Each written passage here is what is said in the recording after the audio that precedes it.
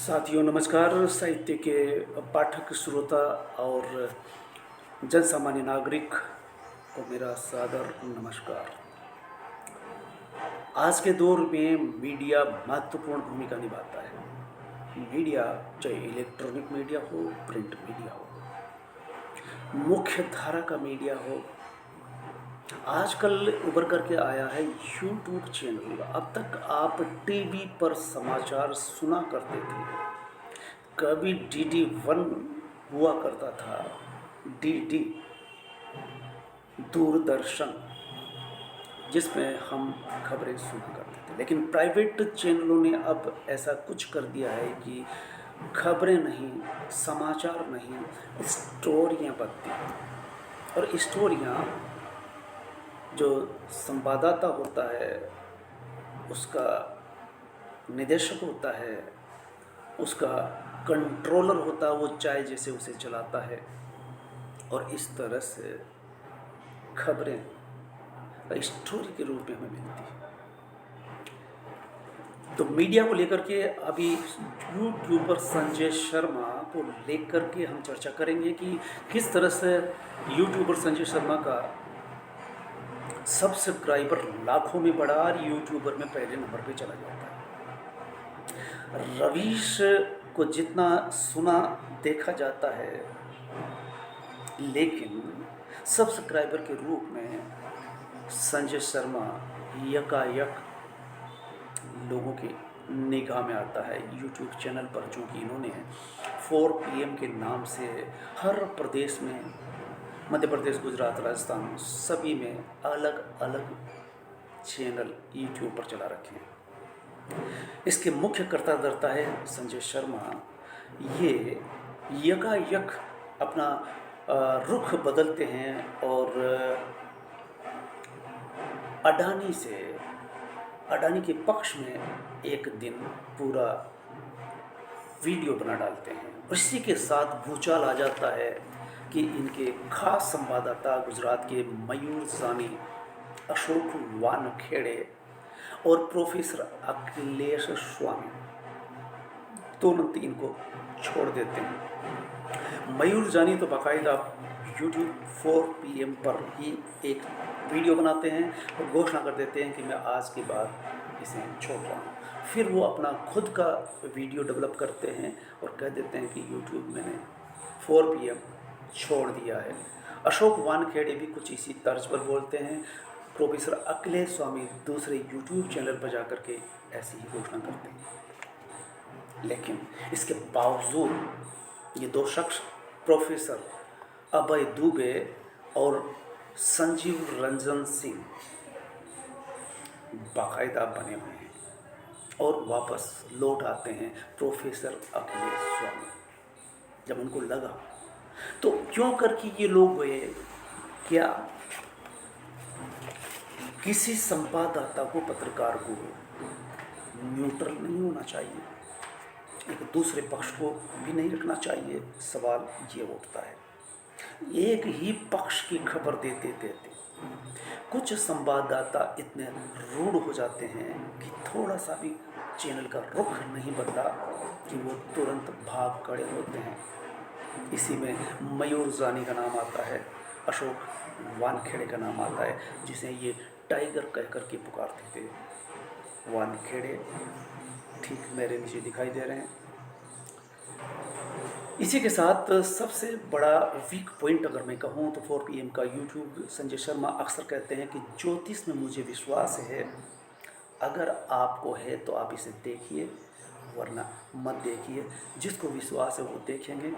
और इस तरह से वो ज्योतिष को हर रविवार को दिखाते हैं। ज्योतिषाचार्य वो बाकायदा कहते रहे कि PM 4 PM नहीं, देश के PM के बारे में अक्सर वो घोषणा करते हैं कि उनका पाया कमज़ोर हो रहा है, उनकी सीट कमज़ोर हो रही है और अब वो जाने वाले हैं। और ये बराबर वो कहते रहे, लेकिन वो तीसरी बार भी अपनी सीट पर होते हैं और ज्योतिषाचार्य भी बराबर ये घोषणा ही कर रहे हैं और संजय शर्मा भी अपना काम कर रहे हैं।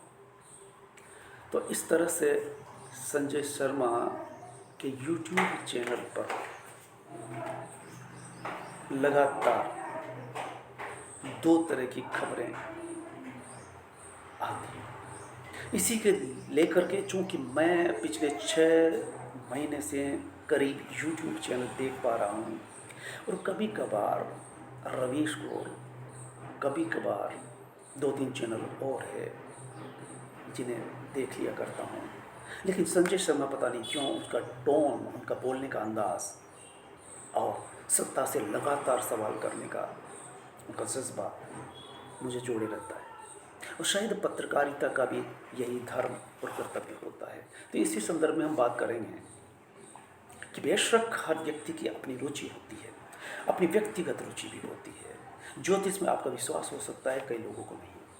और वैसे भी ज्योतिष ने जो जो घोषणा की है वो समय समय पर कभी पूरी नहीं उतरी। बेशक 19-20 का नहीं, 10-20 का फर्क होता है। ज्योतिष फिर अपना रुख बदलता नहीं बल्कि अपने तर्क देता रहता है। तो इस तरह से संजय शर्मा को जब 18 सितंबर 16 को, आज से कोई 3 सप्ताह पूर्व, अदानी से के पक्ष में क्या लिख दिया, क्या बोल दिया कि अंततः 3-4 दिन तक उनको अपने यूट्यूब चैनल पर कमेंट बॉक्स को बंद करना पड़ा। और कहा यह जाता है, मयूर जानी ने घोषणा की, अशोक वानखेड़े ने की कि इनके सब्सक्राइबर कम हो गए हैं, श्रोता दर्शक कम हो गए हैं। उस समय संजय शर्मा जम्मू कश्मीर में थे और जम्मू कश्मीर से बोल रहे थे। एक वीडियो बनाया कि मैं संजय शर्मा जिंदा हूँ और मैं इस समय स्वर्ग से बोल रहा हूँ। लोगों का विश्वास है कि मैं नहीं रहा, मर गया हूँ, सो मैं स्वर्ग से बोल रहा हूँ। वैसे मैं इस वक्त जम्मू कश्मीर में हूँ और जम्मू कश्मीर भारत का स्वर्ग ही है, ये कहते हुए उन्होंने स्वर्ग को भी और अपने जिंदा होने को भी जस्टिफाई किया। राजीव रंजन सिंह को उन्होंने दूसरे दिन ही राजीव रंजन सिंह के कहने पर इसी बात की सफाई दी थी और उन्होंने कहा था कि देखिए, पहली बात तो मैं सफाई देना नहीं चाहता, लेकिन फिर भी जब आप बार बार कह रहे हैं तो वो ऐसा कहते हैं। इसी के तुरंत बाद मयूर जानी 4 PM पर आते हैं और अपना रुख बताते हैं और दूसरे ही दिन अपना चैनल खोल लेते हैं। तो जाहिर होता है कि आप जिस पेड़ पर बैठे होते हैं, कई बार उस शाखा को भी काट रहे होते हैं। एक छोटा सा हवा का रुख, अपने विरोध में थोड़ा सा भी न सुन पाना, ये लोकतंत्र की ताकत है कि जिसमें पक्ष और विपक्ष दोनों होता है। तो इसको लेकर के पत्रकारिता क्या है, पत्रकारिता का धर्म और धर्म की पत्रकारिता जो चल रही है, इसको बखूबी आप जानते हैं। क्या यूट्यूब पर जनता तक पहुंच पा रहे हैं, मेरा ये सवाल होता है। चूँकि मैं जो अखबार पढ़ता हूँ, अखबार का संपादकीय पढ़ता हूँ और लगभग 2-2.5 घंटे अखबारों में दे दिया करता हूँ, लेकिन ये मैं पहले ही साफ कर दूँ कि टीवी पर किसी तरह के समाचार देखे सुने मुझे दशकों, करीब 10, 15, 20 साल हो गए, मैंने कोई समाचार नहीं देखा सुना। तब से जब डीडी दूरदर्शन पर समाचार आया करते थे 10 मिनट के, उनको जरूर सुनता था। लेकिन जब से ये प्राइवेटाइजेशन हुआ, अलग अलग चैनल आए और स्टोरियाँ बताने लगे जिसमें कोई समाचार नहीं होता, आधा घंटा घंटा भर उसी में लगे रहते हैं। और जब वो बहस करते हैं पैनल से, तब तो माथा पकड़ लिया जाता है। इसलिए मैं समाचार नहीं सुनता। रवीश ने भी कभी कहा था कि आप टीवी क्यों देखते हो, टीवी देखकर समय बर्बाद क्यों करते हैं। ओशो ने भी कहा था कि आप अखबार में क्या पढ़ोगे, किसी की मृत्यु, दुर्घटना हुई, यही खबर, नेगेटिव खबर, और यही सब आप परोसते हो इन मीडिया में।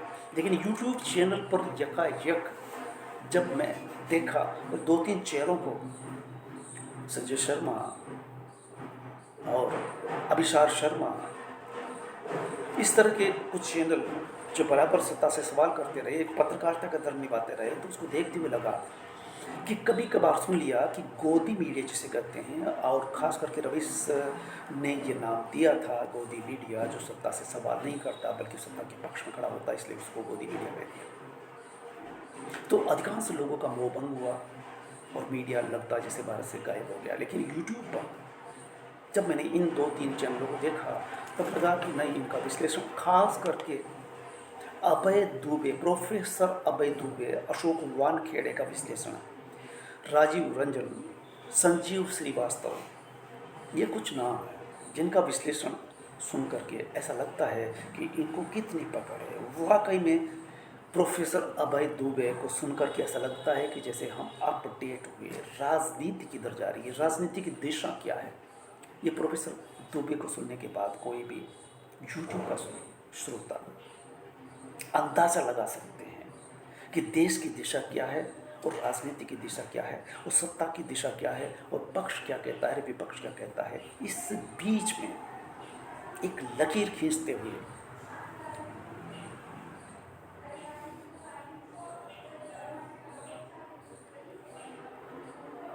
एक अंदाज हमें लगता है कि पत्रकारिता क्या है, जो इस समय बड़ा मुश्किल हो गया है।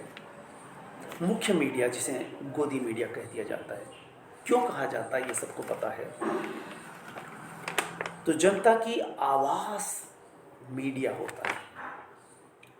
जनता की आवाज़ तभी बन सकता है कोई भी पत्रकार, कोई भी पत्रकारिता, जब वो सत्ता से सवाल करती है। सत्ता कोई भी हो, सत्ता से सवाल करने का मतलब ये है कि आप जनता की आवाज़। वैसे जनता की आवाज़ तो विधायक भी होते हैं, पार्षद, पंच, सरपंच, सांसद, मंत्री, मुख्यमंत्री, प्रधानमंत्री, ये सब जनता की ही आवाज़ है। लेकिन अगर ये जनता की आवाज़ बनने से रह जाते हैं तो इसलिए मीडिया को चौथा स्तंभ कहा जाता है। और चौथा स्तंभ वो तभी बना रह सकता है जब वो जनता की आवाज़ उठाए।